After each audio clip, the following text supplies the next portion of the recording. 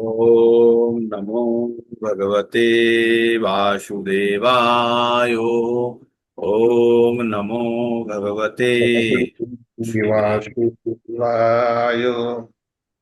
ओम नमो भगवते वासुदेवाय। ओम अज्ञानतिमिरन्धस्य ज्ञानाञ्जनाशलाकया गुरुर्मिलितं येन तस्मै नमः। हरे कृष्णा। तो हम लोगों का और एक भगवत गीता का सेशन, भगवत गीता ভগবানের মুখনিসৃত বাণী শুনতেই আমাদের মন প্রসন্ন হয়ে যায়, তাই তো? আমরা যখনই ভগবত গীতা শুনি তখনই আমাদের মনের মধ্যে একটা আনন্দ অনুভূতি আসছে না জোর করে যারা যারা শুনছেন তাদেরকে আরো কয়েকদিন ধরে রাখতে হবে নিজেদেরকে এই অবস্থায়। তারপরে আনন্দ অনুভূতির জায়গাটা শুরু হয়ে যাবে। আর যারা নতুন আছেন তারা ছাড়া যারা পুরনো আছেন তাদের প্রত্যেকের একটা অনুভূতির জায়গা আছে, প্রত্যেকের। আমি এক্ষুনি লিস্ট থামালে 20-25 জনের নাম দেখিয়ে দেবো যাদের আনন্দ, তাদের মধ্যে একটা অনুভূতি আছে, যার আকর্ষণে তারা প্রতিদিন সকালে এই ভগবত গীতার ক্লাসে যুক্ত হন। আর যারা একদম নতুন আছেন, 1 মাস 1.5 মাস, বা যারা সংগ্রাম করছেন মনের সঙ্গে যে হয়তো দেরি হয়ে যাচ্ছে, তাদেরও এক সময় আসবে যখন, এমন এক সময় আসবে যখন আপনারা আর আটকে থাকতে পারবেন না। তখন মনে হবে কখন আমি জয়েন করব, কখন জয়েন করব, এই দেরি তো না হয়ে গেল, এইরকম একটা উৎকণ্ঠা শুরু হয়ে যাবে। তখন জানবেন যে আপনাদের মধ্যে ছোট ছোট আসক্তি শুরু হয়েছে। আর আসক্তি শুরু হলেই আমরা পরের স্টেজে যেতে পারবো। তো আমরা ভগবত গীতা পড়ছি। ভগবত গীতা ভগবানের উপনিষিত বাণী। ভগবান কুরুক্ষেত্রে যুদ্ধক্ষেত্রে তার পরম শিষ্য সখা অর্জুনকে এই গোপনীয় জ্ঞান দিয়েছিলেন, রহস্যময় জ্ঞান দিয়েছিলেন, যে জ্ঞান শুনে অর্জুন তার তার জীবনের পরম লক্ষ্য সাধন করতে পেরেছে। এবং অর্জুন যদি এই জ্ঞান শুনে যদি তার পরম লক্ষ্যে পৌঁছতে পারে, তাহলে অর্জুনের মতো বাকি যারা প্রত্যেকে শুনছে, প্রত্যেকে আমরা যারা শ্রবণ করছে প্রতিনিয়ত, আমরাও কিন্তু সেই ফল পাবো। সেই জন্য একজনের জ্বর হয়েছে, দুজনেরই জ্বর হয়েছে, একজন যদি প্যারাসিটামল খেয়ে ঠিক হয়ে যায়, তার দেখে যদি আরেকজন প্যারাসিটামল খায় আর একই যদি রোগ হয়, তাহলে অবশ্যই তারও জ্বর চলে যাবে। ঠিক। তো এইভাবে আমরা ভেবে নেব, অর্জুনের জন্য যদি অ্যাপ্লিকেবল হয়, আমাদের জন্য এটা সমভাবে অ্যাপ্লিকেবল। আর অর্জুন যেমন আহ ফল পেয়েছিলেন, আমরা অবশ্যই ফল পাবো, যদিও আমরা ফলের প্রতি বেশি আকাঙ্ক্ষী নই। অ্যাজ পার ভগবদ গীতা আমরা পড়ে চলে এসেছি 2 নম্বর অধ্যায়ে। মনে পড়ছে 2 নম্বরের 47 নম্বর শ্লোকটি? মনে পড়ছে? কর্মণ্যবাধিকারস্তে মা ফলেষু কদাচন মা কর্মফল হেতুর্ভুর্মা তে সঙ্গোস্তু কর্মণি। আছে, কর্মে তোমার অধিকার আছে, ফলে তোমার অধিকার নেই। কর্ম করা, ফলকে নিজের কর্মের কারণ হিসাবে জানবে না। আর কর্মের প্রতি যেন কখনো বিরক্তি না আসে, অনীহা না আসে। আর যেহেতু আমি ফলের আশা করছি না, তাই যেন বিরক্তি না আসে। এই 4টে ভাগে ভাগ করেছিলাম এই শ্লোকটিকে। তো তাই আমাদের সবসময় জানতে হবে কর্ম যেন আমাদের কর্তব্য ভেবে করতে হবে, তখনই সেই কর্তব্য ধীরে ধীরে নিষ্কাম কর্মযোগের জন্য যাবে। আমরা প্রকৃতিতে, আমরা ভগবানের এই যে দিব্য জ্ঞানের মধ্যে 5টা জিনিস সম্বন্ধে জানতে পারি: ঈশ্বর, জীব, প্রকৃতি, সময় এবং কর্ম। কেন আমি দ্রুত বলছি, এগুলো প্রতিদিন বলি তাই দ্রুত বলছি, যাতে আপনাদের মনের মধ্যে বয়ে চলে যায় এবং আপনাদের পুরনো স্মৃতিগুলো জাগ্রত হয়। তো ভগবান 5টি বিষয়ের মধ্যে জ্ঞান দিয়েছেন। তার মধ্যে প্রথম 4টি বিষয় হচ্ছে ঈশ্বর, জীব, প্রকৃতির, সময়, ফিক্সড। পঞ্চম বিষয়টি হচ্ছে কর্ম, যেখানে মনুষ্যের সামান্য অধিকার আছে, শুধু প্রথম অংশে অধিকার আছে 4টে ভাগের মাধ্যমে।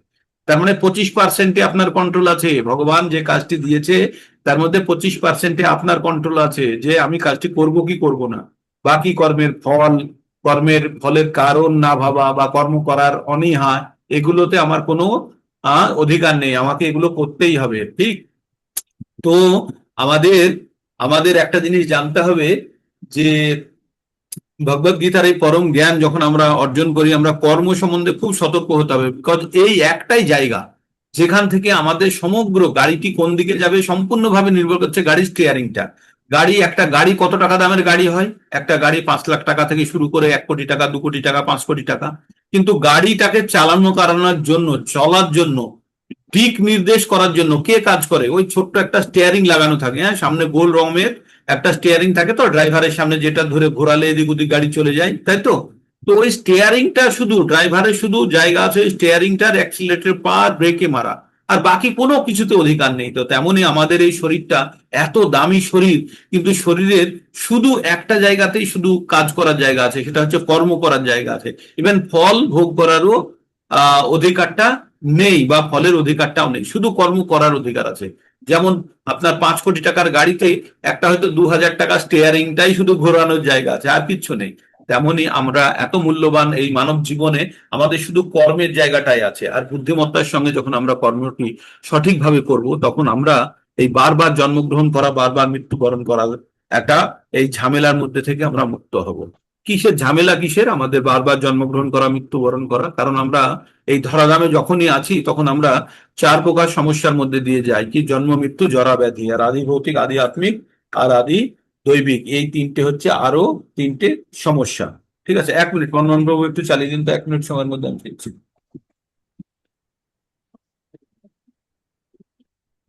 जय श्री कृष्ण चैतन्य प्रभु नित्यानंद श्री अद्वैत गदाधर शिवासादि गौर भक्त बिंद। Hare Krishna Krishna Krishna Hare Hare, Hare Rama Rama Rama Hare Hare. Hare Krishna Krishna Krishna Hare Hare, Hare Rama Rama Rama Hare Hare. Hare Krishna Krishna Krishna Hare Hare, Hare Rama Rama Rama Hare Hare. Hare Krishna Krishna Krishna Hare Hare, Hare Rama Rama Hare Hare. Hare Krishna Krishna Krishna Hare Hare, Hare Rama Rama Rama Hare Hare. I am Hare back. তো আমরা কুরুক্ষেত্রে যুদ্ধক্ষেত্রে অর্জুন যে জ্ঞান প্রাপ্ত করেছিল, সেই জ্ঞান আমরাও আমরাও পেয়ে সমপ্রকার ফল লাভ করতে পারি। আমরা 1 নম্বর অধ্যায়ে আমরা কি দেখেছি? অর্জুনের মন খারাপের কারণ দেখেছি, কি কারা কারা কাদের দিকে যুদ্ধ করলো, কি শঙ্খ বাজালো, অর্জুনের রথকে ভগবান মাঝখানে নিয়ে গেল, অর্জুন তার আত্মীয় পরিজনকে দেখে মন খারাপ করলো, 5টি কারণ দেখালো। পুরুষরা সব মারা যাবে, নারীরা বিধবা হয়ে যাবে, তারপরে বাইরের লোকেরা এসে এই নারীদেরকে কলুষিত করবে, অযাচিত সন্তান উৎপন্ন হতে পারে, কেউ তর্পণ আদি যোগ্য তর্পণ শ্রাদ্ধাদি কর্ম করবে না, তাহলে সকলে নরক ভোগ করবে। আর যাদের কারণে নরক ভোগ করবে, অর্জুন নিজেকে কারণ ভেবে বলল যে তাকেও নরক ভোগ করতে হবে। আর অর্জুনের কি হলো? মুখ শুকিয়ে গেল, অর্জুনের হাত পা কাঁপছে, অবশ হয়ে গেল, হাত থেকে গান্ডিব খসে পড়ছে। এই অবস্থায় অর্জুন যুদ্ধ করবো না ভাবলো। এটা গেল 1 নম্বর অধ্যায়। আপনাদের এইভাবে মনে রাখতে হবে, একদম সূক্ষ্ম ভাবে। 2 নম্বর অধ্যায়কে ছোট করে বলে দিচ্ছি। অর্জুনকে ভগবান খোঁচা দিয়ে বললো, তুমি কাপুরুষের মতো তুমি যুদ্ধ করবে না অর্জুন, তুমি ওঠো, উঠে জাগ্রত হও, হৃদয়ের দুর্বলতা তুমি দূর করো। আর অর্জুন তখন বলল যে কি করে আমার গুরুজনদেরকে আমি হত্যা করব? আমি গুরুজনদের কাছে যারা আমার পূজ্য, তাদেরকে আমি কি করে হত্যা করব? আর এদেরকে হত্যা করার থেকে আমি ভিক্ষা করে খাবো। এদের হত্যা করে রাজ্যেও সব রক্তে ভেজা হবে, সে রাজ্য আমি কিভাবে ভোগ করব? হ্যাঁ,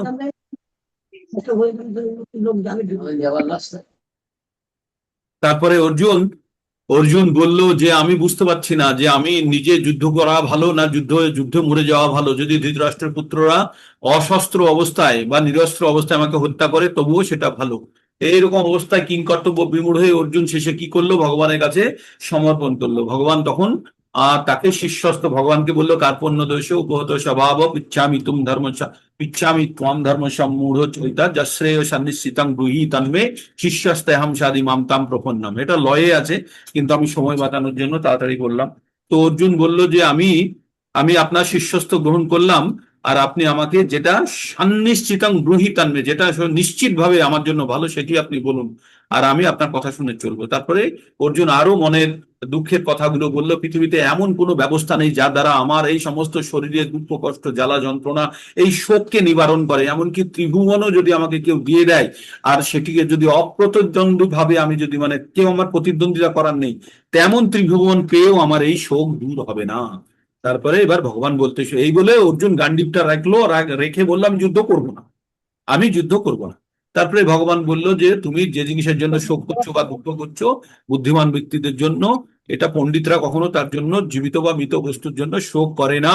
তাই অর্জুন তুমি বুদ্ধিমান হও। তারপরে ভগবান বললেন যে এমন সময় ছিল না অর্জুন যখন তুমি ছিলে না, আমরা ছিলাম না, রাজারা ছিল না, বা এমন সময় হবে না যে আমরা আবার থাকবো না, ছিলাম না বা নেই। ঠিক আছে, আমরা আছি, ছিলাম এবং থাকবো। তখন অর্জুনের মাথার মধ্যে বললো, কি বলছে, মরার পরে তো আমরা আলাদা হয়ে যাবো তাহলে? তখনই ভগবান অর্জুনকে বললো, অর্জুন তুমি এই শরীরের মধ্যে থেকে তুমি বাল্য অবস্থা যুবক অবস্থা, তরুণ অবস্থা, যুবক অবস্থা, প্রৌঢ় অবস্থা সব দেখছো, কিন্তু যখন একজন আরেকজনের শরীর ছেড়ে চলে যায় বা দেহান্তর করে তখনই তোমরা বিচলিত হও, কিন্তু যারা পণ্ডিত তারা তা থেকে বিচলিত হয় না। দেহিনস্মিন যথা দেহে কৌমারং যৌবনং জরা তথা দেহান্তর প্রাপ্তি ধীরস্তত্ব নাম ধীরস্তত্ব না মুহ্যতি। এই গেল 13 নম্বরে। তারপরে ভগবান অর্জুনকে বললেন যে তুমি একটু ধৈর্য ধরো অর্জুন, তুমি একটু এই আমাদের কষ্ট দুঃখগুলো এগুলো আমাদের জড় প্রকৃতির কারণে আসে, আর আমাদের ইন্দ্রিয় সমূহ দ্বারা আমরা এগুলোকে উপলব্ধি করি। তাই তুমি একটু নিজেকে শান্ত করো, নিজেকে একটু ধৈর্য রাখো। হ্যাঁ, বললো মাত্রা স্পর্শাস্তু পন্থেও শীতোষ্ণ সুখ দুঃখদা অগম অপায়নে নিত্যস তাং তিতিক্ষস্য ভারত। বললো যে এগুলো আসে আর চলে যায়, তাই একটু ধৈর্য রাখো, অতি সহজেই এগুলো থেকে তুমি নিরস্ত হতে পারবে। তারপরে ভগবান বললেন যে স্থায়ী বস্তুর কোনো স্থায়ী বস্তুর কোনো ক্ষয় নেই, আর অস্থায়ী বস্তুর স্থায়িত্ব নেই, তাই তো। না শত বিদ্যতে ভাবো না ভাবো বিদ্যতে শত উভয়ের উপর দৃষ্টান্ত স্তনস্তত্ব দর্শবী। যারা মানে তত্ত্বদর্শী তারা এগুলো জানে যে আত্মার বিনাশ নেই, আর আর এই শরীরের স্থায়িত্ব নেই। তারপরে বললো না জায়তে মৃতয়ে বা মিয়তে বা কদাচন, যে না জায়তে মিয়তে বা কদাচন নায়ং ভূত্তা ভবিতা বা ভূয় অজনিত্য শাশ্বতং পুরনো না আন্নাতে আন্নমান নিষেধ। বললো এই আত্মা সৃষ্টি হয় না, ধ্বংস হয় না, না উদিত হয়েছে, না বর্তমানে হচ্ছে, না ভবিষ্যতে হবে। আর কি বললেন ভগবান? বললেন যে শরীরের হত্যা হলেও আত্মার হত্যা হয় না। যেমন আমরা পুরানো বস্ত্র পরিত্যাগ করে বাঁচাচ্ছি জিন্নানি যথা বিহায় নবানি গৃহ্ণাতি নরাপরাণি তথা শরীরানি বিহায় জিন্নানি অন্নানি সন্ন্যাসী নবানি দেহি। আমরা পুরানো বস্ত্র ত্যাগ করে যেমন নতুন বস্ত্র ধারণ করি, তেমনই আমরা এই জীর্ণ শীর্ণ শরীর ত্যাগ করে আবার নতুন শরীর ধারণ করি। আর আত্মাকে ছেদন করা যায় না, আত্মাকে আগুনে পোড়ানো যায় না, আত্মাকে জলে ভেজানো যায় না, আর আত্মাকে বায়ু দ্বারা শুষ্ক করা যায় না। নৈনং ছিদ্যন্তি শাস্ত্রাণি নৈনং দহতি পাবক না চৈন ক্লেদন্ত না শিষ্যতি মারুতঃ। তারপরে বললেন যে তবুও তুমি যদি ভাবো অর্জুন যে আত্মার মৃত্যু হয়, তবুও তুমি কি করতে পারো? তুমি তবুও তুমি যুদ্ধ করো, তবুও তুমি যুদ্ধ করো। ভগবান বললেন যে জাত সেই ধ্রুব মৃত্যু ধ্রুবং জন্ম মৃত তসমাদ অপরিহার্থায় নাত্তাংশ চিতু মারহাসি। ভগবান বললেন যে যার জন্ম হয়েছে তার মৃত্যু হবে, যার মৃত্যু হয়েছে তার জন্ম হবে। অতএব অর্জুন তুমি অপরিহার্য কার্য করার সময় তুমি এইসব নিয়ে চিন্তা করা তোমার উচিত হবে না, তুমি যুদ্ধ করো। তারপরে বললেন যে এই শরীরের মধ্যে আত্মা থেকে আত্মাকে কেউ আশ্চর্যভাবে দেখে, কেউ আশ্চর্যভাবে শোনে, কেউ আশ্চর্যভাবে বোঝে, আর কেউ আশ্চর্যভাবে কিছুই বোঝে না। ঠিক আছে, তাই বললো দেহের হত্যা হলেও আত্মার হত্যা হয় না। আমি 11 থেকে 30 নম্বর শ্লোকের একদম আপনাদের বুঝিয়ে 2 নম্বর অধ্যায় বললেন। তারপরে ভগবান বললেন অর্জুন তুমি স্বধর্ম অনুষ্ঠিত অনুষ্ঠিত করতে তুমি কখনো কম্পিত হইও না। তুমি ক্ষত্রিয়র জন্য যুদ্ধ করার সুযোগ পাওয়া মানে হচ্ছে স্বর্গের দ্বার খুলে যাওয়া। তাই অর্জুন তুমি ওঠো, যুদ্ধ করার জন্য প্রস্তুত হও। আজকে তুমি যদি যুদ্ধ না করো, যারা তোমার আজকে প্রশংসা করছে তারাই তোমার একদম বদনাম করবে, বলবে অর্জুন ভয়ে রণাঙ্গন থেকে পালিয়ে গেছে। তাই অর্জুন তুমি তুমি ক্ষত্রিয় হিসাবে তোমার যুদ্ধ পালন করো, জয় পরাজয় লাভ ক্ষতি এসব ত্যাগ করে তুমি যুদ্ধ করো। তুমি যদি যুদ্ধে যেত তাহলে তুমি স্বর্গ পাবে, আর যদি তুমি বীরগতি পাও তাহলে তুমি আহ স্বর্গ লাভ করবে, আর যদি তুমি যেত তাহলে তুমি রাজ্য ভোগ করবে। তাই তুমি লাভ ক্ষতি জয় পরাজয় এসব চিন্তার থেকে মুক্ত হয়ে তুমি যুদ্ধ করো। এই গেল আমাদের সাংখ্য যোগ। তারপরে ভগবান বললেন যে ছোট করে বলে দিই এবার, দেরি হয়ে যাবে। তারপরে ভগবান বললেন যে নেহা বিক্রমণা স্বস্তি প্রত্যাবায়না বিদ্যাতে স্বল্পমপস্য ধর্মস্য ত্রায়তায় মহাতপায়াত। বললো ভক্তির পথে সামান্য অগ্রগতি করে থাকলেও তার কোনো পতন নেই। তাই অর্জুন তুমি ভক্তির পথে তুমি অগ্রসর হও, তুমি ভক্তিতে তুমি নিজেকে নিবেশ করার চেষ্টা করো, ভাবার চেষ্টা করো। তারপরে ভগবান বললেন বুদ্ধায় ব্যবসাত্মিকা বুদ্ধি একহ পুরুনন্দন বহু শাখা হনন্তশ্চ বুদ্ধয় অব্যবসায়ী নাম। যারা ব্যবসায় আত্মিকা বুদ্ধি, যাদের বুদ্ধি একটা বিন্দুতে স্থির হয়েছে, তারা তারা সবসময় ভগবত ভক্তি করতে পারে। ব্যবসায় আত্মিকা বুদ্ধি মানে আত্মার যেটা ব্যবসা, সেটা কি? আত্মার ব্যবসা হচ্ছে পরমাত্মার সঙ্গে যুক্ত হওয়ার চেষ্টা করা। সেই পথে সে ঠিক মতো অগ্রসর হতে পারে যখন তার বুদ্ধি একটি দিকে কেন্দ্রভূত। তারপরে বললেন বেদের পুষ্পিত বাক্যে তোমাদেরকে বিচলিত হওয়া উচিত নয়। বেদ পড়ে তুমি যেটা জানবে সেটা আমাকেই জানবে। যদি তুমি আমাকে জেনে যাও তাহলে বেদ পড়ে তুমি সমস্ত কিছু জেনে গেছো, আর কর্মকাণ্ডের দ্বারা বেদ থেকে যেগুলো জানে সেগুলো তোমাকে পরম মুক্তির দিকে নিয়ে যেতে পারবে না। তাই তুমি বেদের পুষ্পিত বাক্যে তুমি বিচলিত হয়ে না। যেমন ছোট জলাশয় দিয়ে সমস্ত কাজ, যে সমস্ত কাজ হয়ে যায় বড় জলাশয় দিয়ে অনায়াসে সেই সমস্ত কাজ হয়ে যায়। তার মানে 500 টাকার নোটের মধ্যে আপনাদের 5 টাকা অবশ্যই লুকিয়ে আছে। তাই ভগবানকে যে জেনে গেছে সে বেদের পরম মাহাত্ম্য সে জেনে গেছে। আর যারা ভোগ ঐশ্বর্যের মধ্যে থাকে তারা কখনোই ভগবত ভক্তিতে সাফল্য পাওয়ার সম্ভাবনা তাদের কম। কিন্তু এই সমস্ত থাকা সত্ত্বেও যদি কেউ যদি ভগবত ভক্তি করতে পারে, ভগবান তাদেরকে অত্যন্ত প্রিয়ভাবে গ্রহণ করেন, যে সমস্ত সুবিধা থাকার সত্ত্বেও সে ভগবানের শরণাগতি লাভ করেছে। তাই ভগবান তাদের প্রতি অত্যন্ত প্রসন্ন হয় যারা প্রকৃত অর্থে এই সুবিধা থাকতেও ভগবানের প্রতি আসক্ত। ঠিক। তারপরে ভগবান বুদ্ধিযোগের কথা বললেন, সেখানে কর্মযোগ, নিষ্কাম কর্মযোগের কথার মধ্যে ভগবান বললেন যে কর্ম করে যাও, ফলের আশা করো না, আর কর্মের ফলের কারণ হিসাবে নিজেকে ভেবো না, প্রতিপন্ন করো না। আর এমনটা না হয় যেহেতু ফলের কারণ হিসাবে বুঝছো না, তাই তুমি নিজেকে কখনো ভেবো না যে তুমি এই ফলের কারণ। ঠিক। আচ্ছা, তারপরে অর্জুনকে বললো তুমি যোগ, যোগ কাকে বলে? যোগস্থ পুরুকার মানেই সঙ্গম তত্ত্ব ধনঞ্জয়, সিদ্ধ সিদ্ধ সমভূত সমর্থম যোগ উচ্চতে। বললো যে জয়, ক্ষতি, লাভ, ক্ষতি, সিদ্ধি, অসিদ্ধি, সবকিছু এসবগুলো ভাবনা চিন্তার বাইরে রেখে যে সবসময় ভগবানের সঙ্গে যুক্ত হওয়ার চেষ্টা করে, সেটি যোগ বলে প্রকৃত অর্থে। হ্যাঁ। তারপরে যাদের বুদ্ধি স্থির হয়েছে তারা প্রকৃতপক্ষে ভগবানের চেতনায় উদ্বুদ্ধ হতে পারে। জরা মরণ মোক্ষায় মামার শীত যজন্তী, যারা জন্ম মৃত্যু থেকে যারা মুক্ত হতে চায় তারা ভগবানের আশ্রয় গ্রহণ করে এবং তারা মুক্তি লাভ করতে পারে। তারপরে ভগবান বললেন যে, ভগবানকে অর্জুন জিজ্ঞেস করলেন অচলা বুদ্ধি স্থিতপ্রজ্ঞ কা ভাষা, জিজ্ঞেস করলো যে স্থিতপ্রজ্ঞ কাদেরকে বলা হয়। তখন ভগবান স্থিতপ্রজ্ঞ 54 নম্বর থেকে 78 72 পর্যন্ত বললেন। তাই বললেন যারা নিজের মনের মধ্যে আনন্দ প্রাপ্ত করতে থাকে, যারা বাহ্যিক কোনো দ্বারা জিনিস দ্বারা বিচলিত হয় না, যারা আনন্দে উদ্বেলিত হয় না এবং দুঃখে তারা কষ্ট পায় না, এবং যাদের প্রিয় বস্তুতে তারা আনন্দিত হয় না, আর অপ্রিয় বস্তুতেও তারা কখনো বিরূপ হন না, যারা বিপদ আসতে দেখলে কুর্মের মতো নিজের ইন্দ্রিয়গুলোকে নিজের মধ্যে সম্বরণ করে নিতে পারে, যারা উচ্চতর স্বাদ পেয়েছে তারা নিম্নতর স্বাদের প্রতি আকৃষ্ট হয় না, কোনো বিষয় সম্বন্ধে ভাবতে ভাবতে ধীরে ধীরে তার প্রতি আসক্তি জন্মায়, আসক্তি জন্মাতে থেকে কাম উৎপন্ন হয়, কাম থেকে লোভ, লোভ থেকে ক্রোধ, ক্রোধ থেকে হয় সম্মোহ, সম্মোহ থেকে হয় স্মৃতি বিভ্রাট, আর স্মৃতি বিভ্রাট হলে বুদ্ধিনাশ, আর বুদ্ধিনাশ হলেই বিনাশ বা বনস্যতি। তো এইভাবে একটা ধ্বংস চলতে থাকে। তারপরে ভগবান বললেন ইন্দ্রিয় সমূহকে নিয়ন্ত্রণ করো অর্জুন।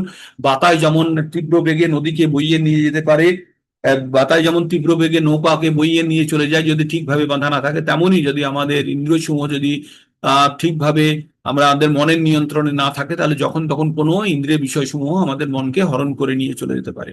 তাই তো। তারপরে বললো যে নদী, পরিপূর্ণ নদী যখন সমুদ্রের মধ্যে প্রবেশ করে তখন সমুদ্র ক্ষোভিত হয় না, কারণ কারণ কি? সমুদ্র স্থির। তেমনি যে স্থিতপ্রজ্ঞ ব্যক্তি, যে তার ইন্দ্রিয় সমূহকে জয় করে নিয়েছে, তার ভিতরে যদি কামনা বাসনা রূপী যদি ইন্দ্রিয় বিষয় সমূহ যদি এসে প্রবেশ করার চেষ্টা করে, তবুও তার দ্বারা তারা ক্ষোভিত হয় না এবং তারা শান্তি প্রাপ্ত করে। যারা যোগী তারা যখন বাকি জগৎ সংসার ঘুমোয় তারা তখন যোগ সাধনায় ব্যস্ত থাকে। আর যখন যোগ সাধারণ আহ, জগৎ যখন সকাম কর্মের বন্ধনে যখন বা সকাম কর্মের মধ্যে ব্যস্ততার মধ্যে থাকে, যোগীরা তাদেরকে নিজেদেরকে সেই সমস্ত কাজ থেকে নিজেদেরকে সরিয়ে সেটি রাত্রি স্বরূপ চিন্তা করে। ঠিক আছে। আর এইভাবেই যারা ব্রহ্মস্থিতি উপলব্ধি করেছে তারা অচিরেই ভগবানের ধামে প্রবেশ করতে পারে। এই 2 নম্বর 1 নম্বর অধ্যায়ের আবার আজকে আপনাদেরকে সামারি করে দিলাম। এইভাবেই শুনে শুনে শুনে শুনে আপনাদের মাথার মধ্যে ফিক্স করতে হবে। এরপরে আমরা 3 নম্বর অধ্যায়ে চলে যাচ্ছি। অর্জুনকে ভগবান যে যোগের কথাগুলো বলেছে তার মধ্যে অর্জুন সব সময় খুঁজছে কোন জায়গাতে যুদ্ধ না করতে হয়, কারণ অর্জুন মনে মনে ভেবে বসে আছে। তাই আমাদের মনের মধ্যে যখন কোনো ভাবনা চিন্তা স্থির হয়, তখন সামনে যে যা বলছে তার কথার ভিতর থেকে শুধু আমরা সেই কথাটি বার করতে পারি যে কথাটি আমার ভাবনা চিন্তার মধ্যে বসে আছে, সেটার সঙ্গে সংযুক্ত কথাগুলি আমরা বার করার চেষ্টা করছি। তাই তো। এবার আমরা 3 নম্বর অধ্যায়ে অর্জুন ভগবানকে জিজ্ঞেস করছে, ভগবান এই যে আপনি আমাকে বুদ্ধিযোগের কথা বললেন, কর্মযোগের কথা বললেন, তো এখানে বুদ্ধিযোগটায় বা স্থিতপ্রজ্ঞ অবস্থা বা স্থির হয় তো ভালো, তাহলে তো যুদ্ধ করতে হবে না, তাহলে কেন আপনি আমাকে ঘোর যুদ্ধের মধ্যে ঠেলে দিচ্ছেন? তাই অর্জুন জিজ্ঞেস করলেন 2য় অধ্যায় কর্মযোগ।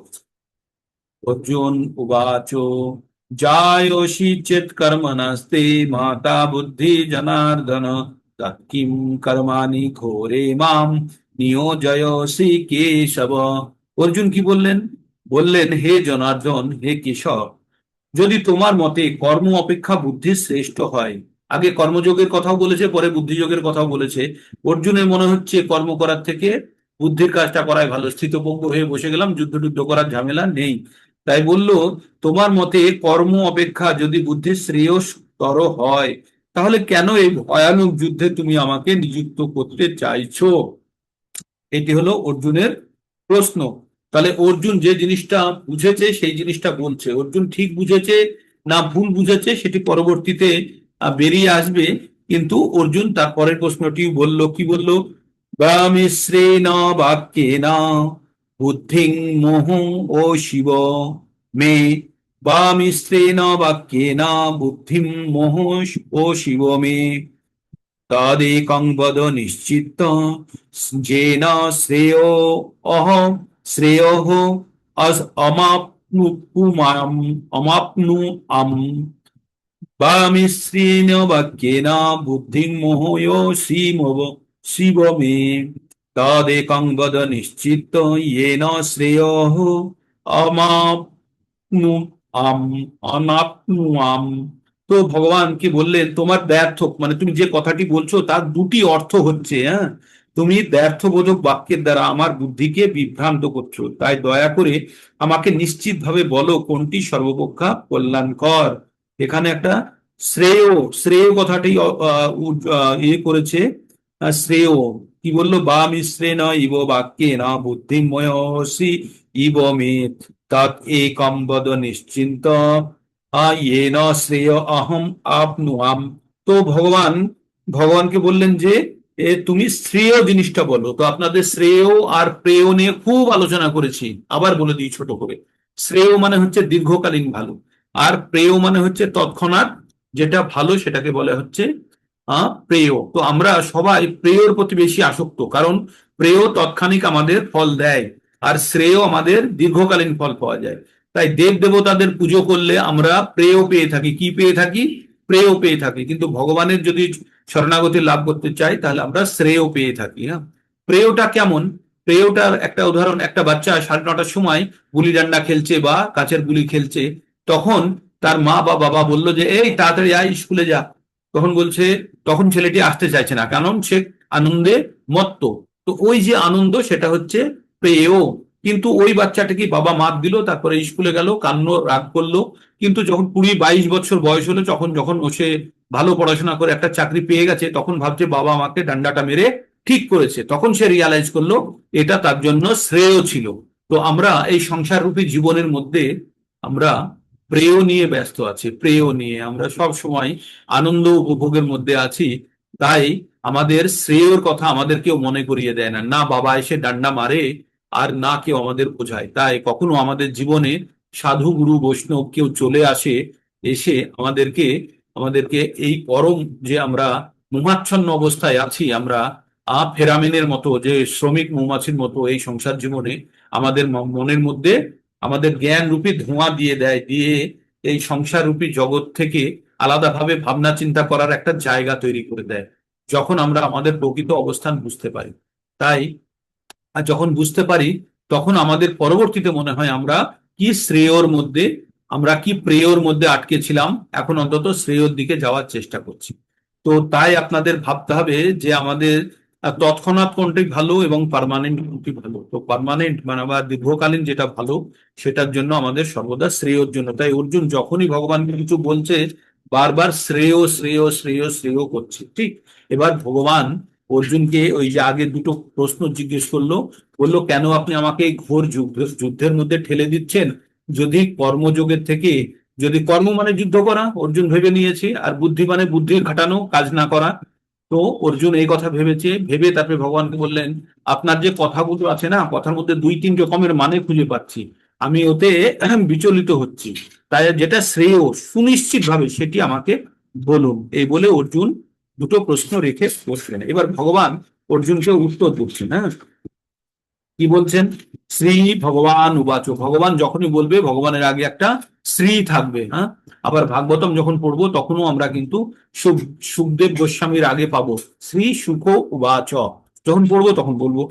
তো শ্রী ভগবান উবাচ, লোকে অস্মিন দ্বিবিধা নিষ্ঠা পুরা প্রপ্ত ময়া নঘ জ্ঞান যোগেনা শঙ্খানাম কর্ম যোগেনা যোগিনাম। ভগবান বললেন, ভগবান উবাচ ভগবান বললেন, লোকে, লোকে অস্মিন বলছে এই জগতে দ্বিবিধা, দুই প্রকার নিষ্ঠা, মানে হচ্ছে আমাদের যে কোনো জিনিসের প্রতি বলে না ভগবানের প্রতি নিষ্ঠা আছে বা ইচ্ছা আছে বা আমাদের আসক্তি আছে। নিষ্ঠা একটা, এগুলোর একটি প্রাথমিক অবস্থা, আসক্তির প্রাথমিক অবস্থা নিষ্ঠা। হ্যাঁ, বলে না নিষ্ঠা সহকারে পড়ো, নিষ্ঠা সহকারে এই কাজটি করো। তো নিষ্ঠা পুরা পোক্ত ময়ানগ, হে নিষ্পাপ অর্জুন। তো আগে বলা হয়েছে, কি বলা হয়েছে, পুরা পূর্বেই পোক্ত মানে বলা হয়েছে, যে ময়া অনঘ, হে আমি এগুলো আগেই তোমাকে বলেছি, হে অনঘ, অনঘ মানে হচ্ছে নিষ্পাপ, জ্ঞান যোগে না সাংখ্যা নাম কর্মযোগে না যোগী নাম বলছে। আমরা আগে কি পড়েছি, জ্ঞান যোগ পড়েছি, কর্মযোগ পড়েছি, সাংখ্য যোগ পড়েছি। হ্যাঁ, তাই এবার ভগবান কি বলছে, জ্ঞান যোগে না সাংখ্যা নাম আর কর্মযোগে না যোগী নাম। বলছে জ্ঞান যোগের দ্বারা আর সংখ্যা নাম অভিজ্ঞতা লব্ধ দার্শনিক, সাংখ্য সাংখ্যার সাংখ্য যোগ যেটা হচ্ছে সেটা হচ্ছে কি, আমরা বিশ্লেষণাত্মক ফিলোসফিক্যাল বেশি, এই যে আত্মাকে বিশ্লেষণ করা। তারপরে আমরা কি সম্বন্ধে পড়লাম, কর্মকে বিশ্লেষণ করা, সকম কর্মকে, এগুলো সব সাংখ্যযোগের মধ্যে পড়ছে। কপিল মুনি দিয়েছিলেন তার মাতা দেবভূতিকে এই পরম সাংখ্যযোগের জ্ঞান। হ্যাঁ, কপিল মুনির আমাদের আশ্রম আছে না, কোথায়, গঙ্গাসাগরে আমরা সব ডুব দিতে যাই, কপিল মুনির আশ্রম বলি, সেই কপিল মুনি, কপিল মুনি তার মাতা দেবভূতিকে এই পরম জ্ঞান দিয়েছিলেন। কি জ্ঞান দিয়েছিলেন, যে কপিল মুনি হচ্ছে ভগবানের অবতার, তার মাকে এই সাংখ্যযোগের জ্ঞান দিয়েছিলেন। ঠিক, তো কি বলছে, হে নিষ্পাপ অর্জুন, আমি ইতিপূর্বে ব্যাখ্যা করেছি দুই প্রকার মানুষ আত্ম উপলব্ধির চেষ্টা করে। আত্ম উপলব্ধি মানে হচ্ছে সেলফ রিয়ালাইজেশন। নিজে নিজের থেকে কোনো জিনিস শিখে ওটা নিজের উপরে প্রয়োগ করে যে নিজের পরিবর্তনটা সেটাকে লক্ষ্য করাটাই, সেটাই হচ্ছে আত্ম উপলব্ধি।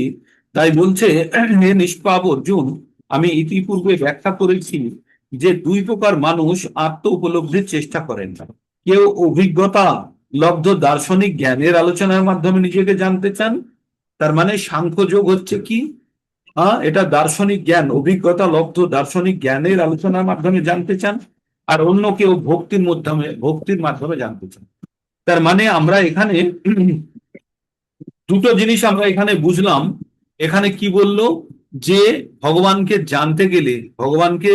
জানতে গেলে বা এই যে আত্ম উপলব্ধির চেষ্টা করে দুই প্রকার মানুষ, কারা কারা, এক হচ্ছে যারা অ্যানালাইসিস দ্বারা, যারা বিশ্লেষণ করে জানতে পারে ফিলোসফিক্যাল ওয়ার্ডগুলো, ফিলোসফিক্যাল শব্দগুলোকে বা দার্শনিক শব্দগুলো, যেগুলো যারা জ্ঞান যোগের দ্বারা তারা বিশ্লেষণ করে তারা বোঝে। আর একজন আছে তাদের জ্ঞান কম বা জ্ঞান নেই, তারা ভক্তি যোগে লেগে আছে, লেগেও তারা আত্ম উপলব্ধি করতে পারে। তাহলে দুই ধরনের ব্যক্তিরা আত্ম উপলব্ধিতে যেতে পারে। এক হচ্ছে জ্ঞান যোগ কর্মযোগ বা সাংখ্যযোগের বিশ্লেষণ, আধ্যাত্মিক দার্শনিক বিশ্লেষণ দ্বারা, আর একটা হচ্ছে ভক্তি যোগের দ্বারা, উপলব্ধির দ্বারা। তো বোঝা গেল তাহলে দুটো দিক খুঁজে বার করা গেল।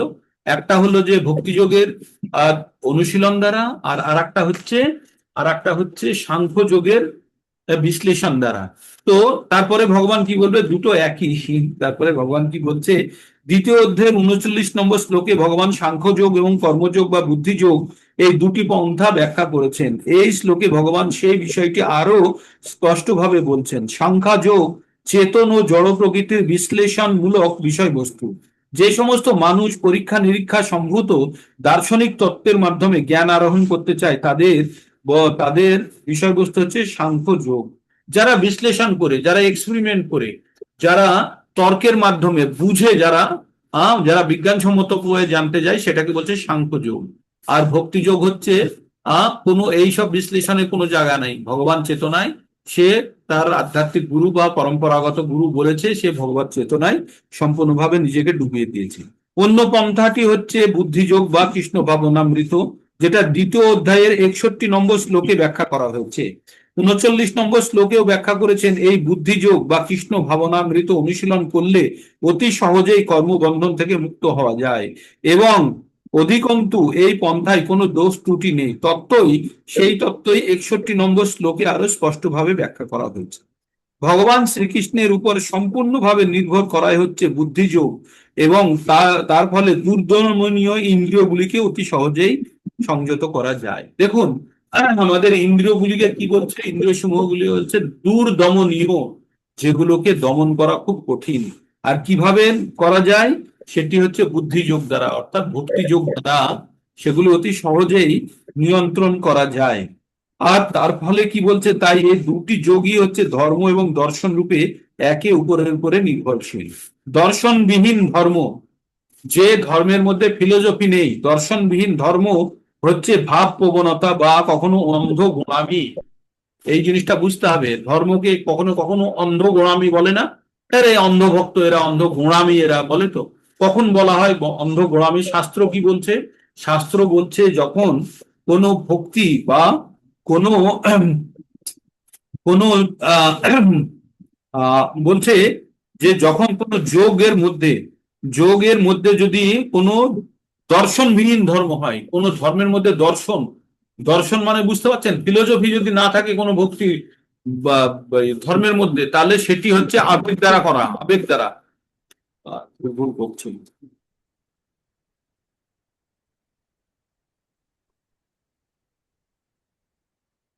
যখন আমাদের কোনো ধর্মের মধ্যে যখন দর্শন নেই, সেটি আবেগ দ্বারা চালিত বা গোঁড়ামি। ধর্মের মধ্যে ফিলোসফি থাকতে হবে, দর্শন থাকতে হবে, ধর্মের মধ্যে পুরো যুক্তি তর্ক দিয়ে বোঝার জায়গাটা থাকতে হবে, সেটি দর্শন দিয়ে আমরা জানতে পারি। যদি ধর্মের মধ্যে যদি দর্শন না থাকে, তাহলে সেটি গোঁড়ামি, এইভাবেই শাস্ত্রে বলা আছে। তো দর্শনবিহীন ধর্ম হচ্ছে ভাব প্রবণতা বা অন্ধ, কখনো অন্ধ গোঁড়ামি। আর ধর্মবিহীন দর্শন হচ্ছে মানসিক জল্পনা কল্পনা। আর যে দর্শনের মধ্যে ধর্ম নেই, সেটা হচ্ছে মানসিক জল্পনা কল্পনা। মানে এই দুটো জিনিসকে মনে রাখতে হবে।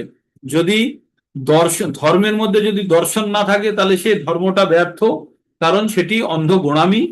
আর যদি দর্শনের মধ্যে ধর্ম না থাকে, তাহলে সেটি হচ্ছে মানসিক জল্পনা। মনে রাখবেন, যদি মনে রাখতে পারেন। সমগ্র পন্থাটি হচ্ছে পরমাত্মার সঙ্গে যুক্ত হওয়ার চেষ্টা করা, সেটি হচ্ছে আত্মার স্থিতি হৃদয়ঙ্গম করা। আসলে এই ভগবদ গীতাতে এই কথাই বলা হয়েছে যে সমগ্র পন্থাটি মানে টোটাল প্রসেসটা কি, পরমাত্মার সঙ্গে যুক্ত হওয়ার পরিপ্রেক্ষিতে আত্মার স্থিতি হৃদয়।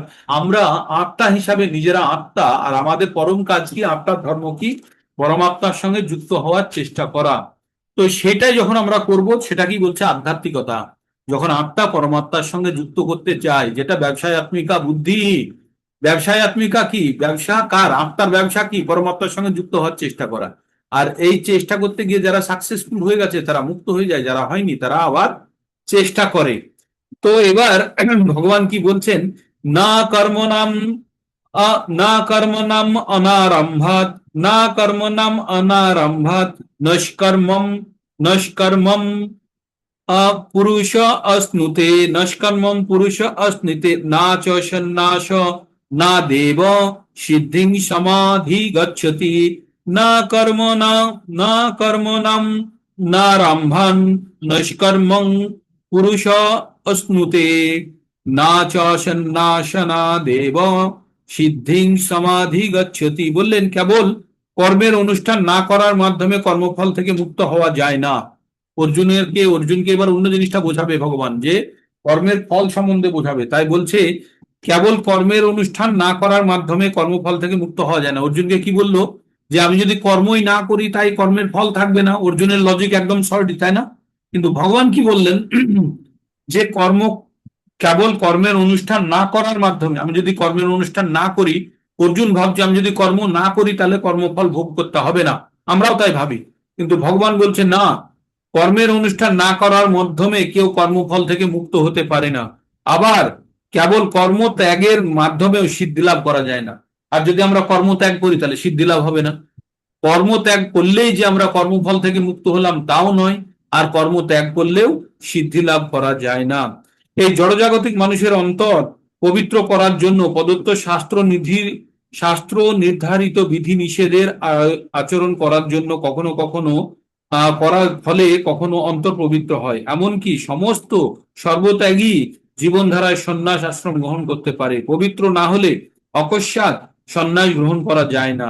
মায়াবাদী জ্ঞানীরা মনে করে সংসার ত্যাগ করে সন্ন্যাস গ্রহণ অথবা সকাম কর্ম পরিহার করা মাত্রই তৎক্ষণাৎ মানুষ নারায়ণের মতো ভগবান হয়ে যায়। ভগবান শ্রীকৃষ্ণ কিন্তু এই মত অনুমোদন করছেন না। অন্তর পবিত্র না করে সন্ন্যাস গ্রহণ করলে তা সমাজ ব্যবস্থায় উৎপাতের সৃষ্টি করে। পক্ষান্তরে শাস্ত্র নির্ধারিত কর্তব্যসমূহ সম্পাদন না করেও ভক্তিযোগে সেবা করার মাধ্যমে যেটুকু উন্নতি সাধন করা যায়, আর ভগবান সেটি গ্রহণ করে থাকেন, বুদ্ধিযোগ। স্বল্পমোপস্য ধর্মস্য ত্রয়াতে মহাতো ভয়াত। তাই ভগবান কি বলেছে? স্বল্পমোপস্য, সামান্য যদি কেউ ভক্তির পথে অগ্রগতি করে থাকে, তাহলেও সে পরম ভয় থেকে সে মুক্ত হতে পারে। এই ধর্মে স্বল্প আচরণ করলেও জড় জগতের মহানতম ভয় থেকে ত্রাণ পাওয়া যায়। মহানতম ভয় কি? মৃত্যু ভয়। তাই যে কেউ যদি ভক্তি যোগে সামান্য যদি অগ্রগতি করে থাকে তাহলেও সে কিন্তু মৃত্যু ভয় থেকে নিজেকে মুক্ত করতে পারে। মৃত্যু ভয় থেকে দুটো জিনিস পাবে। মৃত্যু ভয় থেকে মুক্ত মানে মৃত্যু থেকে মুক্ত নয়। প্রথমে জানতে হবে যে মৃত্যু যে কারণে হচ্ছে বা মৃত্যুর পরে কি হবে, পুরোটা যে জেনে যায় সে মৃত্যু ভয় থেকে মুক্ত হয়ে যায়। আর আর কি হয়, আর হচ্ছে যে সে কখনো সে তো জেনে যায় যে এই মৃত্যুর পরে আবার আমার জন্ম হবে, যদি আমি এই জীবনে ঠিক কাজগুলো না করি, এই জীবনে যদি আমি যাত্রা সম্পন্ন না করি, পরের জীবনে আবার আমাকে বাকি যাত্রাটুকু করতে হবে। তাই যারা যারা ভাবছেন যে এই জীবনটা যাহাই করে কেটে গেলে হলেও পরের বার দেখবো, না, কখনো ভাববেন না যে এবার পরীক্ষা দেবো না, পরের বার পরীক্ষা দেবো, প্রিপারেশন হয়নি, না, পরীক্ষা দিন, আপনি ফেল করুন। ফেল করলে আরো পড়ার প্রবণতা বাড়বে, কিন্তু যদি কোনো কারণে এই পরীক্ষাটা না দেন তাহলে আপনার এক্সামের ভীতি বা এক্সামের যে ফলের যে অবস্থান হয় সেটি বুঝতে পারবেন না। তাই আমাদেরকে প্রত্যেককে ভাবতে হবে এইবারই আমাদেরকে পাশ করতে হবে, কোনো রকমের ডিলে করলে হবে না বা ভাবলে হবে না যে যাহাই করে এই জীবনটা কেটে যাক, পরের জীবনে দেখবো না। এই জীবনেই আমাদের সর্বোচ্চ যে আমাদের লেভেল যেটা আমরা পেতে পারি বা আমাদের জীবনের পরম লক্ষ্যকে আমাদের কিন্তু এই জীবনেই পাওয়ার চেষ্টা করতে হবে। আর সেটি কিভাবে সম্ভব? আপনারা বলবেন যে কি করে পাবে হবে প্রভু, তো কোনো কাহিনী নেই। আমরা ভগবত ভক্তিতে যেই ডুব দেব, সঙ্গে সঙ্গে আমাদের সব কলুষ মুক্ত হয়ে যাবে আর আমরা ধীরে ধীরে ঈশ্বর চেতনায় আরো দৃঢ়ভাবে যুক্ত হতে পারি।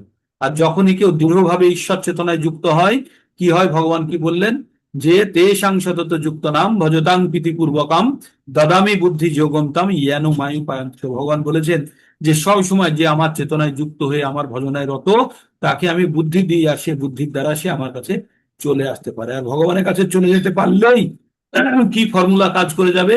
আহ মামুপের তো পুনর্জন্ম দুঃখালয়ম অশাশ্বতম, আমাকে পেয়ে গেলে আর পুনর্জন্ম হবে না এই দুঃখালয়ম অশাশ্বতমে, ভগবান 8 নম্বর অধ্যায়ের 15 নম্বর শ্লোকে বলেছেন। আর কি বলেছেন? নাপনুবন্তী মহাত্মান স্বয়ং সিদ্ধিম পরমাম গতা। আর সে আমাকে প্রাপ্ত করে গেলে সে স্বয়ং সিদ্ধি পেয়ে, সিদ্ধির দ্বারা স্বয়ং সিদ্ধিম পরম পরম পরম প্রাপ্তি সে পেয়ে যাবে। কিভাবে? সিদ্ধির দ্বারা, স্বয়ং সিদ্ধিম পরমাম গতা। তো ভগবানকে পেয়ে গেলে সমস্ত প্রকার আর বাধা কলুষ কিছুই থাকলো না, আর জন্ম মৃত্যুর চক্রেও আসতে হবে না, আর দুঃখালয়ম অশাশ্বতমেও আর আসতে হবে না। আমাদের পৃথিবীর নাম কি? দুঃখালয়ম আর হচ্ছে অশাশ্বতম। এই জায়গাটা অশাশ্বতম কেন? কারণ আমাদের জন্য, আমাদের জীবনের জন্য সময় বয়ে যাচ্ছে, আবার যারা নতুন আসছে তারা বড় হচ্ছে, কিন্তু যারা বড় হয়ে আছে তারা বুড়ো হচ্ছে। ঠিক তো এইভাবেই বাচ্চারা বড় হয় আর বাবা মারা বুড়ো হয়। তো আমরা এখন বুড়ো হতে যাচ্ছি।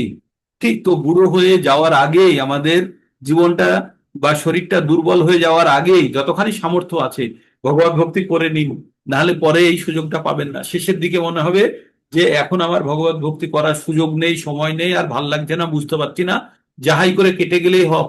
কাটবে না, কাটবে না, গাড়িতে ঝুলে ঝুলে যাহাই করে চলে যায়, পরের গাড়িতে দেখা দেখা যাবে। ভাববেন না যে পরের গাড়িতেও আপনার ভালো সিট পাবেন, এই গাড়িতে ঝুলে ঝুলে যাচ্ছেন, পরের গাড়িতেও ঝুলে ঝুলে যেতে হবে। তাই এই গাড়িতে থাকতে থাকতেই পরের গাড়ির টিকিট কিনে নিন, সিট বুক করে নিন, যাতে আর আমাদের পরের বাসে ঝুলে ঝুলে ট্রাভেল করতে না হয়। তাই তো? তো ভগবান কি বললেন? না হি কশ্চিৎ ক্ষণমাপি জাতু তিষ্ঠত্ব কর্মকৃত কার্য হি অবশ্য কর্ম সব প্রকৃতির জয় গুণে। ভগবান কি বললেন? বললেন না হি কশ্চিৎ ক্ষণমাপি জাতু তিষ্ঠত্ব কর্মকৃত। বলছে এমন কোনো সময় হতে পারে না যে তুমি কর্ম না করে তুমি জীবিত থাকতে পারো, এক সেকেন্ডও না। না হি কশ্চিৎ না হি কশ্চিৎ ক্ষণমাপি জাতু তিষ্ঠত্ব কর্মকৃত। বলছে এই জড় প্রকৃতির গুণ দ্বারা আমরা কখনোই এমন হতে পারে না যে কর্ম না করে আমরা থাকতে পারবো, কর্ম করতেই হবে। কার্য হি অবশ্য, কার্যতে অবশ্য, অবশ্য মানে অবশ্য, কার্যতে হি অবশ্য কর্ম সর্ব প্রকৃতির জয় গুণ। আমরা প্রকৃতির গুণ দ্বারা, প্রকৃতির কি কি গুণ? 3টে, শত, রজ এবং তম, এই 3টে গুণের দ্বারা চালিত হয়ে আমরা সমস্ত কাজ করি। আমরা যত কিছু কাজ করছি আমরা কিভাবে করছি? এই প্রকৃতির তিনটে গুণ দ্বারা চালিত হয়ে করছি। তাই বলছে এই প্রকৃতির তিনটে গুণ দ্বারা আমরা অবশ হয়ে আমরা কাজ করতে বাধ্য হই। বুঝতে পারলেন? তার মানে আমরা যে কোনো কাজ করছি আমরা কিভাবে করছি? এই প্রকৃতির তিনটে গুণ যখন আমাদের মধ্যে চলে আসবে সেই গুণ দ্বারা, মানে আমরা এই জড় জগতে থাকা মানেই প্রকৃতির তিনটে গুণের অধীন, আর প্রকৃতির তিনটে গুণের অধীনে থাকা মানেই আমরা জড় জগতের বন্ধনে আটকে গেলাম। আর এই তিনটে গুণ এবার আমাদেরকে চালনা করবো। তাহলে এই প্রকৃতির তিনটে গুণের থেকে যদি আমাদের এর দ্বারা যদি অবশ্যই কাজ না করতে হয়, তাহলে কি হতে হবে? আমাদের প্রকৃতির তিনটে গুণের ঊর্ধ্বে যেতে হবে, তাই তো? সেটি গুণাতীত অবস্থা, সেটি ব্রহ্মভূত অবস্থা। যখন কেউ এই তিনটে গুণ দ্বারা চালিত হয় না তখন ব্রহ্মভূত অবস্থা, মানে এই জগতে থেকেই সে ঈশ্বর পেয়ে গেছে। এই জগতে থেকে সে ঈশ্বর চেতনায় এত এত উচ্চ গতি পেয়ে গেছে, তার আর আর আর ভবিষ্যতের জন্য তার আর চিন্তার জায়গা থাকে না। সে ঈশ্বর চেতনায় এত মগ্ন যে ঈশ্বর সে তাকে পেয়ে যায়। আমরা 4.11 পাবো, যেখানে যে যেভাবে ভগবানকে চায় ভগবান তাকে সেইভাবে পুরস্কৃত করে। তাই ঈশ্বর চেতনা যে সম্পূর্ণভাবে ডুবে গেছে, ভগবানও তার প্রতি সম্পূর্ণভাবে তার প্রেমে ডুবে থাকে। তাই এখানে কি বলা হলো? নাহি কশ্চিৎ শানো মাপি জাতু তিষ্ঠত্ব কর্মকিত। বলছে এমন কখনো হতে পারে না যে সামান্য, মানে ক্ষণিকের জন্য, 1 সেকেন্ডের জন্য আমি কর্ম না করে বেঁচে থাকতে পারি। আমাদের হার্ট সবসময় পাম্প করছে, লাবডুব লাবডুব লাবডুব করছে, তো এটিও একটি কর্মের অংশ। তাই আমরা কখনোই ভাবতে পারি না যে আমরা কর্ম করে তাহলে তাহলে আমরা কর্ম না করে থাকতে পারি কিন্তু বেঁচে থাকতে পারবো, তখন মৃত হয়ে থাকবো। যখন আমাদের হার্ট চলা বন্ধ হয়ে যায় তখন কি বলে? মৃত বলে। তো তাই আমরা যতক্ষণ জীবন্ত আছি ততক্ষণ আমাদের কর্ম করতেই হবে। আর এই কর্মগুলো কিভাবে করব? এই প্রকৃতির গুণ দ্বারা অবশ হয়ে, প্রকৃতির গুণ দ্বারা চালিত হয়ে অবশ হয়ে আমরা কাজ করবো। অবশ, এই অধ্যায়ে আমরা 27 নম্বর শ্লোকে গিয়ে জানবো। প্রকৃতি ক্রিয়ামানানি গুণে কর্মণি সর্বস্ব অহংকারো বিমূঢ়াত্মা কর্তাহামিতি মন্যতে। আমরা জানবো যে আমরা যে সমস্ত সমস্ত কাজ আমরা যাই করি না কেন এই প্রকৃতির গুণ দ্বারা চালিত হয়ে আমরা করি। তাই এই প্রকৃতির তিনটে গুণের ঊর্ধ্বে আমাদের যদি না হতে পারে তাহলে কিন্তু আমরা এই কর্ম করতে থাকবো, আর আমরা বারবার এর বন্ধনে আমরা আটকা পড়ে যাবো। আমরা কিসে আটকা পড়ে যাব? কর্মের বন্ধনে।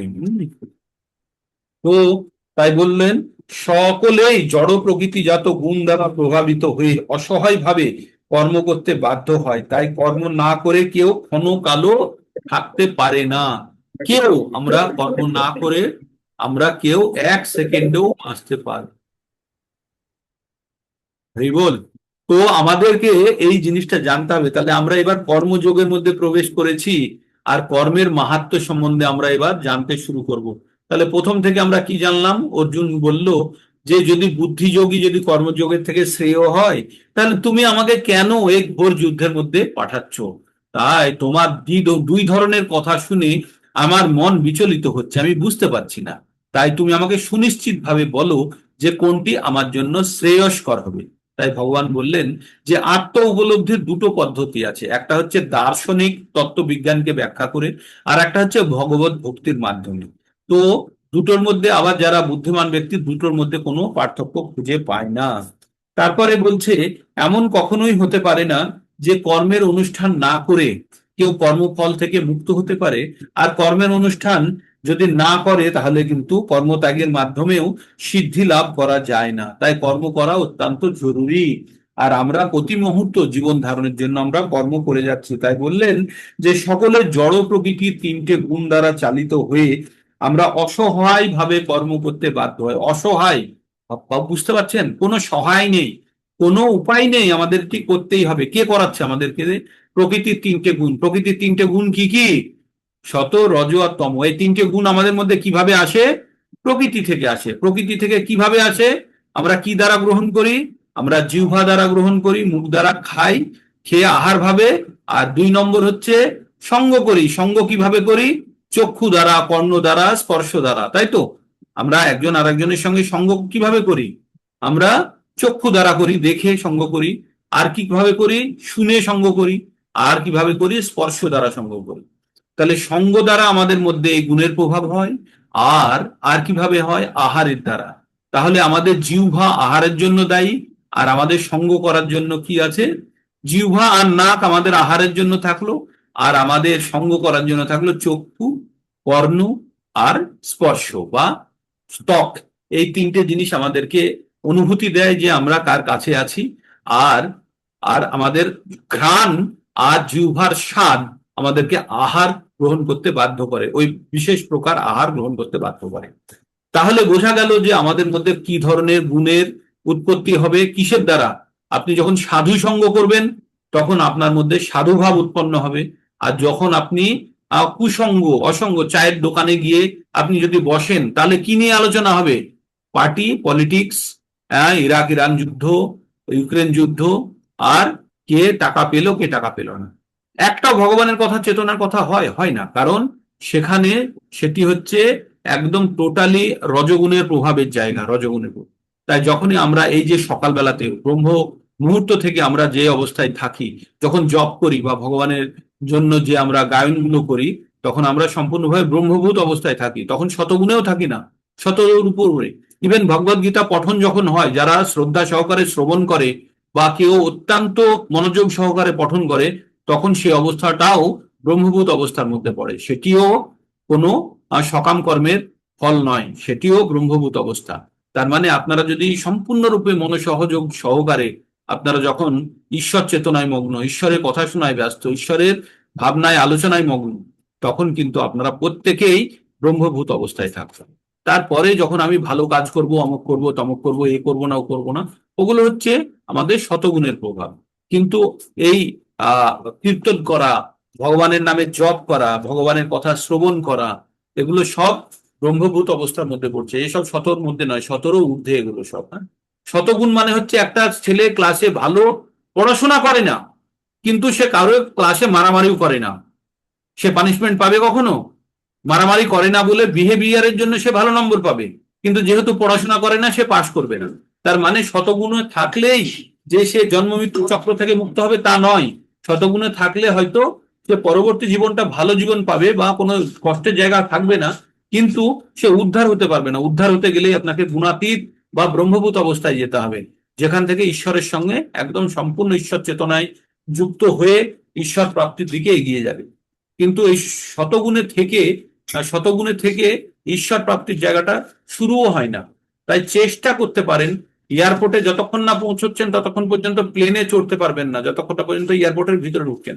বাইরে ঘুরঘুর করতে পারেন আপনি, অটো টোটো চড়ে আপনি এয়ারপোর্টে যেতে পারেন, কিন্তু প্লেনে চড়তে গেলে আপনাকে টিকিট নিয়ে ভিতরে যেতে হবে। তো তেমনি শতগুণ মানে হচ্ছে এয়ারপোর্টে পৌঁছে গেছেন কিন্তু টিকিট নেই, আর যখন ব্রহ্মভূত অবস্থায় পৌঁছলেন তখন টিকিট নিয়ে আপনি প্লেনে চড়ার জন্য রেডি। ঠিক এই এই পার্থক্যটা আমাদেরকে বুঝে নিতে হবে। তো এই আমাদের 5 পর্যন্ত হয়ে থাকলো। 5-এর পরের আর একটা শ্লোকাও আমাদের যেগুলো আছে ঠিক আছে, কালকে 6 থেকে নেব। আমরা মোটামুটি 5টা থেকে 6টা শ্লোকের বিশ্লেষণ করব, আর প্রতিদিন গতদিন যেটা বিশ্লেষণ করেছি সেটাকে আবার সামনে আগামী দিনে আমরা বিশ্লেষণ করব। তাহলে আশা করি আপনাদের মাথার মধ্যে ঢুকবে। আমি আজকের যে 5টা শ্লোকই কিন্তু আমি 2-3 বার বলে দিয়েছি, পরেও আবার সামারি টেনেও আপনাদের বলেছি। ঠিক আছে, তো আজকে এই পর্যন্ত থাকবে। আপনাদের এই 3 নম্বর অধ্যায়টা খটখটে লাগবে, কিন্তু জানবেন নারকেলের রস খেতে গেলে তার আগে ছাল ছিবড়া ছড়াতে হবে। হ্যাঁ, তবু আমি চেষ্টা করব যে ছিবড়া দিয়ে যাতে ধূপ জ্বালানো যায় সেই বুদ্ধি, বা যদি আমাদের বানানো যায়, গদি বানানো যায়, সেই হিসাবে ব্যবহার হিসাবে আমরা জানার চেষ্টা করব। তবে 3 নম্বর অধ্যায়ে জ্ঞান মানে যে আনন্দ নেই তা নয়, আনন্দ পাবে, একটু আমরা খুঁজে খুঁজে বার করার চেষ্টা করব 3 নম্বরের অধ্যায়ে কোথায় থেকে আমরা আনন্দ পাবো। এখনো পর্যন্ত কষ্টকর অবস্থায় তো পৌঁছননি আপনারা। আনমিউট করুন কারা কারা ক্যামেরা অন করতে পারবেন দেখি। সংখ্যা কিন্তু দুর্বল, সংখ্যা দুর্বল। সব রথযাত্রায় ব্যস্ত হয়ে গেল, আর রথযাত্রায় এত ব্যস্ত হয়ে গেল যে ভগবানকে ভুলে যাচ্ছে নাকি? রথের উপরে ভগবান দেখতে গিয়ে ভগবানকে ভুলে গেল নাকি? তাই ভগবানের পরম জ্ঞান আমাদেরকে গ্রহণ করতে হবে। ক্যামেরা আর অন হবে না? 43 স্কোর আজকে, 43। ওকে, একটা হলো।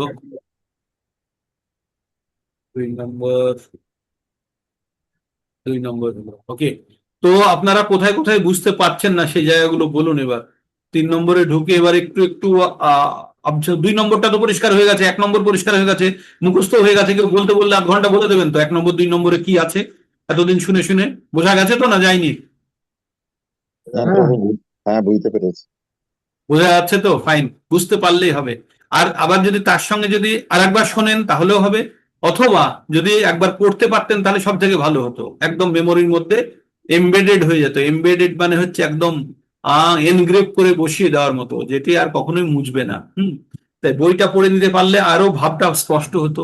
আমার বলার মধ্যে হয়তো তত দক্ষতা নেই, কিন্তু বইয়ের মধ্যে তো খুব সুন্দরভাবে লেখা আছে, পড়লে আরো সুন্দরভাবে বুঝতে পারবেন। তো আর কারো কোনো জায়গাতে আপত্তি? বুঝতে কষ্ট, মনের সঙ্গে মিলছে না, সংঘর্ষের জায়গা, এগুলো আপনারা বলতে পারেন, তাহলে আমরা সেই জায়গাগুলোকে বোঝার চেষ্টা করব। নেই? কারণ নেই? সংঘর্ষের জায়গা ছিল একটু। প্রভু? সংঘর্ষের জায়গা একটু মনে মনে হয়েছে। যে অর্জুন সংঘর্ষ করছে কেন, তাই? না, নিজের সেটাই সংঘর্ষ? ভাবছি আর কি। আপনার সংঘর্ষ না অর্জুনের সংঘর্ষ? হ্যাঁ, না, ওই কালকে কালকে কালকে পঠন পাঠনের সমালোচনা সংঘর্ষ আর কি।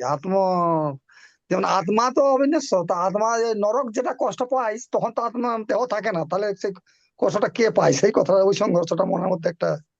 কষ্টটা কে পায়? আপনি একটা হ্যাঁ, নরক যন্ত্রণা তখন তো থাকছে না দেহ, তখন তো আত্মা শরীর থাকছে নাকি। শরীর ভোগ করে, শরীর ভোগ করে। আত্মা আত্মা নিজে ওই কষ্টটা দেখতে পায়, আত্মা কষ্টটা দেখতে পায় এবং বোঝেও। কষ্ট পায় আত্মা, সরাসরি ইনডাইরেক্টলি কষ্ট পায়, আত্মা কষ্ট পায়। শরীর কষ্ট পেলে আত্মা কষ্ট পায়, আত্মার কষ্ট হ্যাঁ, হয়, ওই কথাটা। আত্মা হবে, নাহলে কষ্টটা ভুগবে কে? দোষটা কে? আত্মা অবস্থায়, শরীরে থাকা অবস্থায় তো কাজটা হচ্ছে। তো যে কর্মটা করছে তার ফলটা যখন শরীর ভোগ করবে, তখন আত্মা পর্যন্ত কিছুটা পৌঁছয় গিয়ে দেখে, আত্মা বুঝতে পারে শরীর কষ্ট ভোগ করছে। আর যেহেতু আত্মার সঙ্গে আর শরীর সম্পর্ক আছে, কি সম্পর্ক? এই ফোনের সঙ্গে আপনার যেমন সম্পর্ক, কোনো মানে কোনো নেই, কিন্তু খুব প্রয়োজনীয় বস্তু, তাই তো? ফোনটা ভেঙে গেলে মন খারাপ হয়ে যায় না? সেদিন খাওয়া দাওয়া বন্ধ, তাই তো? স্ক্রিনটা ভেঙে গেছে, সেদিন খাওয়া দাওয়া বন্ধ, কারণ অ্যাটাচমেন্ট, এটাকে বলে আসক্তি। তো এই শরীরের সঙ্গে আত্মার একটা আসক্তি আছে, কারণ এই শরীর আত্মাটাকে এতদিন ধরে বয়ে বেড়াচ্ছে, ঠিক? তো সেজন্য এই শরীরের প্রতি আত্মার একটা আসক্তি থাকে। তাই যখন আত্মা একটা শরীর থেকে ছেড়ে চলে যায়, তখন আত্মার কষ্ট হয় এই জিনিসটাকে ছেড়ে যেতে। হ্যাঁ, যে আপনারা পুরনো বাড়ি ছেড়ে নতুন বাড়িতে যাচ্ছেন, পুরনো বাড়ির জন্য মন খারাপ করবে না? খুব স্বাভাবিক, করবে। কিন্তু যে যত বেশি বুদ্ধিমান, সে তত তাড়াতাড়ি এই কষ্টের জায়গা থেকে বেরিয়ে আসতে পারবে। ঠিক আছে? ওকে। তো আমাদের জানতে হবে, আমরা অনন্ত যাত্রা, মাতাজি হ্যান্ড রেজ করেছে, বলুন মাতাজি। রিনা শিকদার মাতাজি, বলুন। হরে কৃষ্ণ প্রভু। বলুন মাতাজি। আমি বলছি যে সূক্ষ্ম শরীর যখন মৃত্যু হয়, সূক্ষ্ম শরীর আত্মাকে বয়ে নিয়ে যায়, ঠিক তো?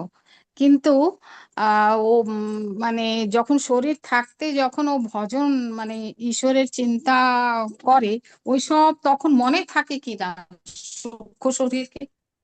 আচ্ছা, আমাদের গঠন বুঝতে হবে। আত্মা, তার উপরে অন্তর্বাস হচ্ছে সূক্ষ্ম শরীর, আর তার বহির্বাস হচ্ছে স্থূল শরীর, ঠিক? যখন আত্মা একটা শরীর ছেড়ে আর একটা শরীরে যায়, তখন আত্মাকে সূক্ষ্ম শরীর বয়ে নিয়ে যায় না, আত্মার গায়ে লেটকে থাকে কে? এই সূক্ষ্ম শরীর একদম চিপকে লেগে থাকে। আর সূক্ষ্ম শরীর কি বয়ে নিয়ে যায়? আমার এই জীবনের ধ্যান ধারণা বুদ্ধি সব বয়ে নিয়ে চলে যায়, ইচ্ছা অনিচ্ছাগুলো বয়ে নিয়ে যায় ওই আত্মার সঙ্গে। আত্মার ব্যাগ হিসাবে কাজ করে। কিভাবে কাজ করে? আত্মার ব্যাগ, ব্যাগে করে যেমন আমরা টাকা নিয়ে যাই আর জিনিসপত্র কিনে আনি, তেমনি যখন আত্মা যায়, তখন আত্মার সঙ্গে এই ব্যাগটাও যেতে চাই। কখন ব্যাগটা যেতে চাই? যখন ব্যাগের মধ্যে কোনো ধরনের ইচ্ছা অনিচ্ছা, ধ্যান ধারণা, কিছু বুদ্ধি আমরা বয়ে নিয়ে যেতে চাই, সেগুলো আমাদের সঙ্গে যায়। কিন্তু যারা মুক্ত পুরুষ, যারা সমস্ত প্রকার জাগতিক, যারা সমস্ত কিছু আহ চাওয়া পাওয়া কামনা বাসনা ত্যাগ করেছে, যারা স্থিতপ্রজ্ঞ, তারা আর সূক্ষ্ম শরীরকে বয়ে নিয়ে যায় না। তারা মুক্ত আত্মা, তারা আত্মা আর ব্যাগই বয় না, কারণ ব্যাগে কিছু নেই, তাই ব্যাগ তারা বয় না। কিন্তু আমরা যারা, আমাদের যারা এই এই জীবনে যারা এসছে, আমরা পূর্ববর্তী জীবনের ধ্যান ধারণা সব এই সূক্ষ্ম শরীরের মধ্যে বয়ে এইরকম একটা শরীর চেয়েছিলাম, যে শরীরটা বর্তমানে আমরা পেয়ে আছি। আর এই শরীরটা আমাদের পূর্ববর্তী জীবনের ইচ্ছা পূরণ করার যন্ত্র হিসাবে ভাববেন। আমাদের পূর্ববর্তী জীবনের যে ইচ্ছা ছিল, সেই ইচ্ছাগুলো পূরণ করার যন্ত্র এটা কে? এই শরীর। আবার যদি ইচ্ছা আপনার কিছু থাকে, তাহলে আপনাদেরকে আবার এইরকম একটি যন্ত্র পেতে হবে। তার কিছু ইচ্ছা রাখার ইচ্ছা আছে? না। ইচ্ছা রাখার ইচ্ছা থাকলে আবার একটা শরীর ধারণ করতে হবে। আর পৃথিবীতে এমন কেউ নেই যার কোনো কষ্ট নেই, প্রত্যেকটা ব্যক্তি কষ্টে ভুগছে। তাই আপনাদেরকে যদি আবার কষ্ট পেতে ইচ্ছা হয়, তাহলে আবার শরীর ধারণ করার জন্য ইচ্ছা প্রকট করতে পারেন। আর যদি মনে হয় যে এনাফ ইজ এনাফ, এবার আমাদের এখান থেকে বেরোতে হবে, তাহলে কিন্তু আমাদের আমাদেরকে বুঝে নিতে হবে যে এই এই জগতে আর নয়। আমরা একটা গান বেরিয়েছিল না, এই সরকার আর নয়, বা এরকম কিছু একটা। তো এই জীবন আর নয়, এরকম ভাবনা চিন্তার জন্য যেটা করার দরকার সেটা করতে হবে। উষা মাতাজি, আপনার হরে হ্যান্ডে। প্রভুজি, হ্যাঁ, বলুন মাতাজি। আমার 5 মিনিট সময় দিন। আমি 5 মিনিট সময় এই বাংলা অনুষ্ঠানে আমি প্রথম অধ্যায়টা একটু বাংলা পড়তে চাই। প্রথম প্রথম অধ্যায়টি। হ্যাঁ হ্যাঁ, আচ্ছা, কালকে নেবো এই তাহলে। বাংলা অনুষ্ঠানে। কালকে হ্যাঁ, কালকে নেবো। বাংলা অনুষ্ঠানে। ঠিক আছে, কালকে নেবো আমি প্রথম। হরে হিন্দিতে কৃষ্ণ যাব না, প্রভুজি, বাংলা অনুষ্ঠানে। হ্যাঁ, হরে কৃষ্ণ প্রভুজি। বলুন মাতাজি, বলুন। বলছি মানে আমার ওই 7 নম্বর চ্যাপ্টারের, হ্যাঁ, হ্যাঁ, ওটা কি পিডিএফ দেওয়া যাবে? আমার সবসময় হয়তো বইটা ক্যারি করা সম্ভব হয় না। বাংলা হ্যাঁ, পিডিএফ আপনাদেরকে আমি ওই অ্যাপ দিয়েছিলাম, হোয়াটসঅ্যাপে একটা অ্যাপ দিয়েছিলাম, অ্যাপটা ডাউনলোড করে নিন না। সব অ্যাপটা ডাউনলোড, হ্যাঁ করেছি। ওর মধ্যে 7 নম্বর চ্যাপ্টারটা বার করে নিন, খুব খটাখট পেয়ে যাবেন, খুব সুন্দরভাবে লেখা আছে, অর্থও লেখা আছে, ছোট বিশ্লেষণও আচ্ছা দেওয়া আছে। দেখে নিন আচ্ছা এখান থেকে। আচ্ছা আমি তো ওখান থেকেই পড়ি। হুম। আচ্ছা আমি আচ্ছা ওইখান আচ্ছা ঠিক আছে। তাহলে যখন তখন আপনাদের কাছে হ্যান্ডি হয়ে থাকলো, আপনারা ওইটা দেখে হ্যাঁ, slow- এইটার জন্য হ্যাঁ, ঠিক ওইটা আছে। ঠিক আছে। আর ওই সপ্তাহে কালকে আপনি পড়বেন, 1 নম্বর অধ্যায় পড়বেন, আর একদিন 2 নম্বর অধ্যায় পড়ে শুনিয়ে দেবেন, ঠিক আছে, বাংলাতে। ঠিক আছে, আপনার বাংলা অনুষ্ঠানেই পড়বো। হ্যাঁ, বাংলা অনুষ্ঠান, অন্যরা তো বুঝবে না। হ্যাঁ হ্যাঁ, ঠিক হ্যাঁ আছে। হ্যাঁ, ঠিক আছে ঠিক আছে। ওকে, তো আজকে এখানেই থাক। আর কোনো কারো প্রশ্ন, কিছু, কোনো জায়গাতে আপত্তি, বুঝতে অসুবিধা? ওকে, হরে কৃষ্ণ। সন্ধ্যেবেলায় রথের ওখানে প্রোগ্রাম আছে নাকি অসিত প্রভু?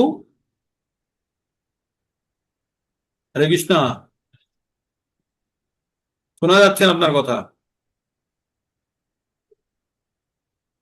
আনমিউট করুন। বলুন। সন্ধ্যেবেলায় প্রোগ্রাম আছে নাকি রথের ওখানে? না, সেরকম প্রোগ্রাম, জমকালো প্রোগ্রাম কিছু নেই। আমাকে তো কল্লোলদা কালকে বলছিল ভগবত গীতা পাঠ হবে ওখানে। কে বলছিল? কল্লোলদা কল্লোল কোলে। কল্লোল কোলে।